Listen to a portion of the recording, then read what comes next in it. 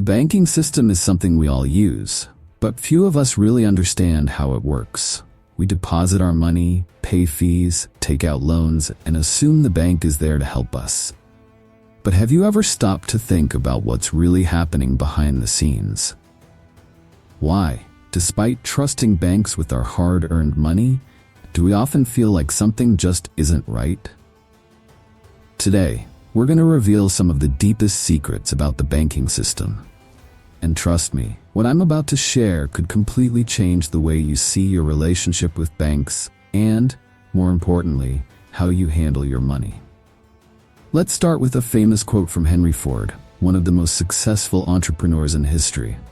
He once said, "If people really understood how the banking system works, there would be a revolution tomorrow." And he wasn't exaggerating. The truth is, the banking system is designed so that most people don't fully grasp what's going on. And that's intentional. The less you know, the easier it is for them to make money off of you. So let me ask you this. Did you know that every day your money is sitting in the bank, it's actually losing value? I'm not exaggerating, it's a fact, and I'm going to explain why. Banks don't just keep your money safe in vaults, like many people believe. The reality is quite different. The money you deposit is used by the bank to lend to other people or businesses at much higher interest rates than what they offer you. This means that while you're earning a measly 0.5% interest on your savings, the bank is making 5, 10%, or even 15% by lending it out. Does that seem fair to you? If this rubs you the wrong way, drop a comment below and let me know how you feel about it. And here's something even more shocking.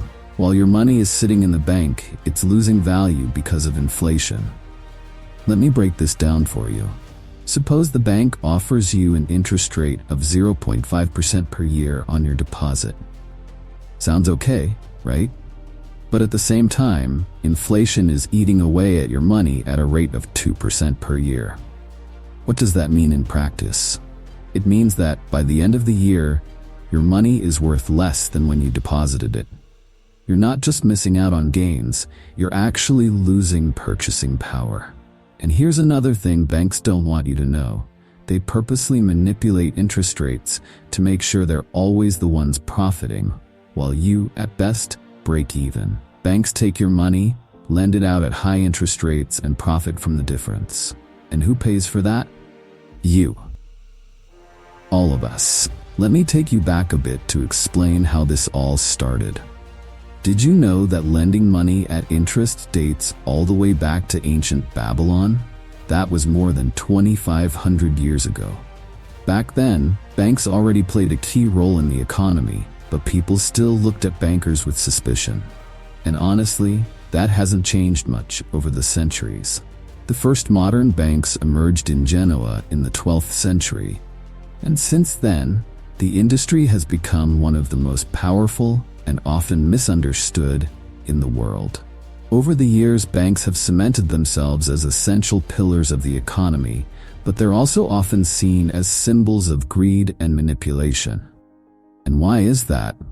Because at the end of the day, banks have one primary goal: to make money. And to do that, they use your money in ways you probably don't even realize.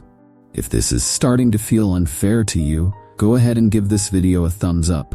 I want more people to understand how the system really works. And who knows? Maybe we'll start a financial revolution. Now, you might be wondering, if banks are already making so much money off of me, why are they always trying to attract new customers? The answer is simple. Banks aren't just after your deposits. They're after something even more valuable: your data. That's right, your personal information. When banks offer you rewards programs or ask you to fill out tons of forms to open an account, it's all about collecting as much data on you as possible. And that data is used in ways that often have little to do with improving customer service.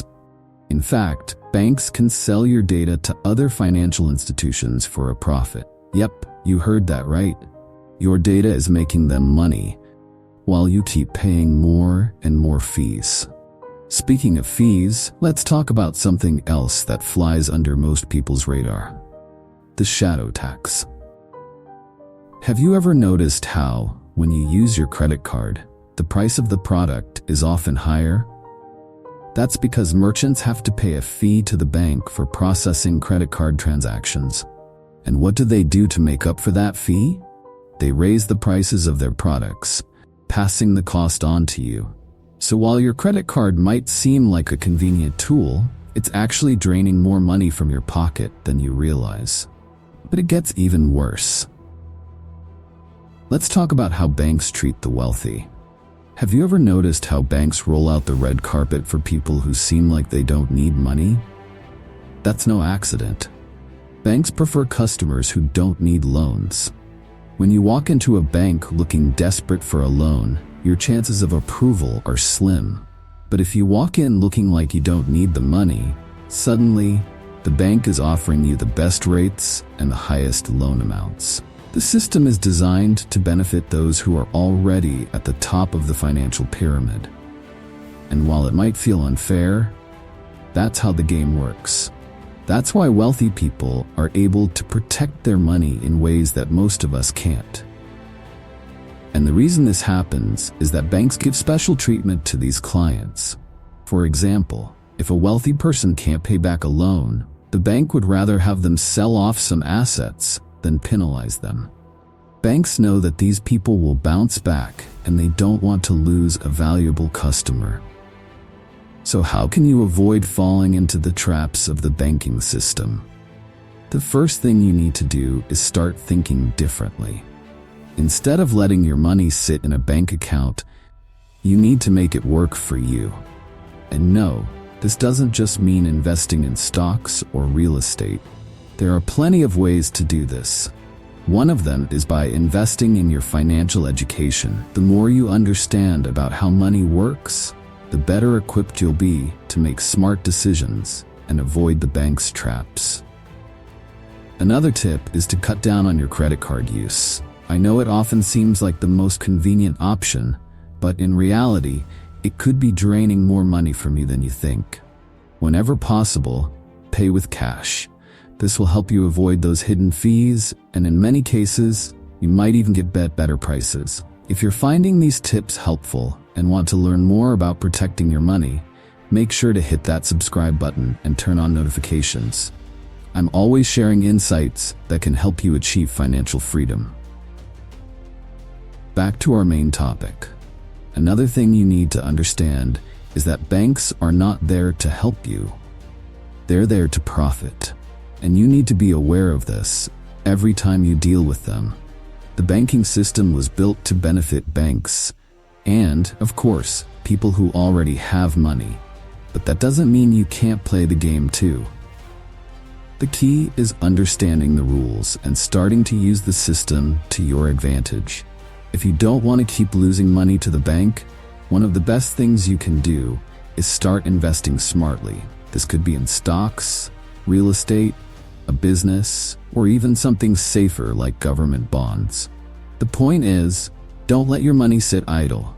The more it moves, the more it works for you. And one last point, always keep an eye on the fees you're paying. Fees might seem small and harmless, but over time, they can add up to a significant chunk of your wealth. So whenever possible, negotiate your fees, or even better, find investment options that charge less. If you've ever had a negative experience with your bank or feel like you're losing money to them, share your story in the comments below. I want to hear how you've been handling the banking system. At the end of the day, what I want you to take away from this video is this: you need to be proactive with your money. Don't let the banks make decisions for you.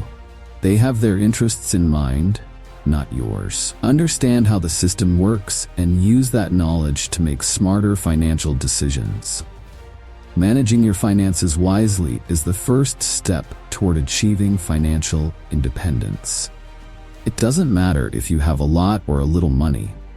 What matters is understanding how the system works and starting to play by your own rules.